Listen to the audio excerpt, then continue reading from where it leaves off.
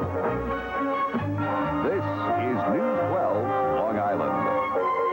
And now, the night edition. A homecoming for heroes as the men and women who served in Operation Desert Storm are honored with a massive ticker tape parade. More than 2 million people turned out to salute the 24,000 marchers for their service in the Persian Gulf War in what was billed as the mother of all parades.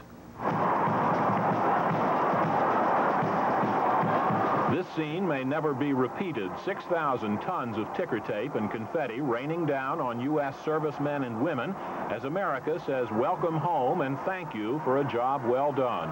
The marchers were led by the general who commanded the troops in the desert, Storeman Norman Schwarzkopf, along with Defense Secretary Dick Cheney and Joint Chiefs of Staff Chairman Colin Powell. The parade stepped off from Battery Park.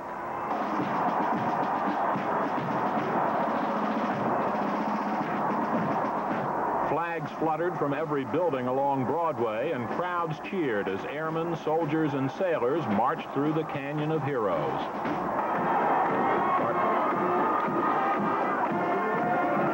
Among the marchers and those who rode along with military equipment were 126 of the nation's 220 living Medal of Honor winners, veterans of past wars, and thousands of others. Representatives from the 15 UN coalition nations who joined forces to fight against Iraq in the Gulf War also marched in this massive homecoming parade.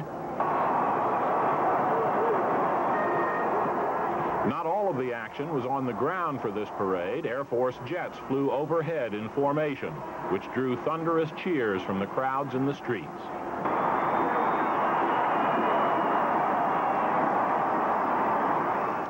Anti-war protesters also made their presence known at today's parade. 22 demonstrators were arrested after trying to cross police barricades, and a dozen police and spectators were spattered with red paint by people shouting, "Stop the U.S. war machine." Well, a number of Long Islanders took part in New York City's Desert Storm Parade, adding a definite Long Island flavor to Operation Welcome Home.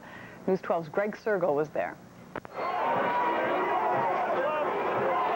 Many Long Islanders proudly counted themselves among the troops that paraded through New York City's Canyon of Heroes in Lower Manhattan. Army Staff Sergeant Sal Crescitelli of Center Reach was one. The father of two spent about 4 months serving at an evacuation hospital in Saudi Arabia.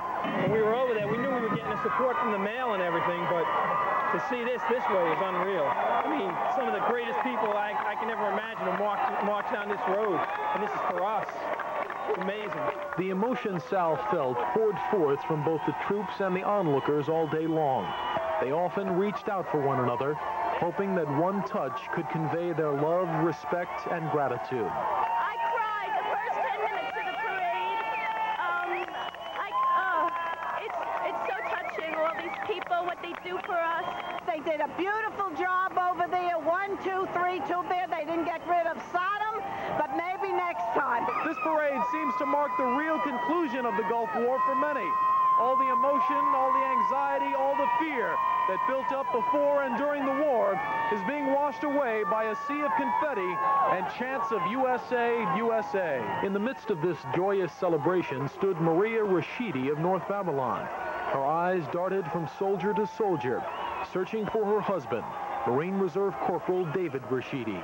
When your husband goes by, I'm going to scream.